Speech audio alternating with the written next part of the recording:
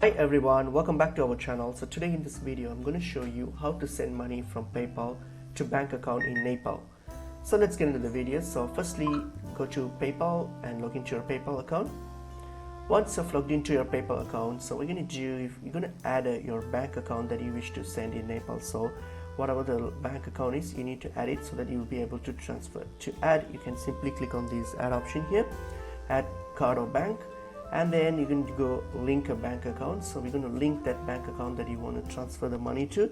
So you can just select the bank information here, just provide these details. So this varies according to your location. So since I'm not in Nepal, so I have my details a bit just there's a slight variation in mine, but you'll be fine. So just provide the details of your bank and then hit on your link your bank option. So click on link, and then your account will now be linked. So once it's linked, you can now send payments from your PayPal wallet. You can just simply go to send, and then you can send it to the bank, or choose the bank account that you just added and then send it to that account. So that's pretty much it. Hope this video was helpful. I will see you in another video.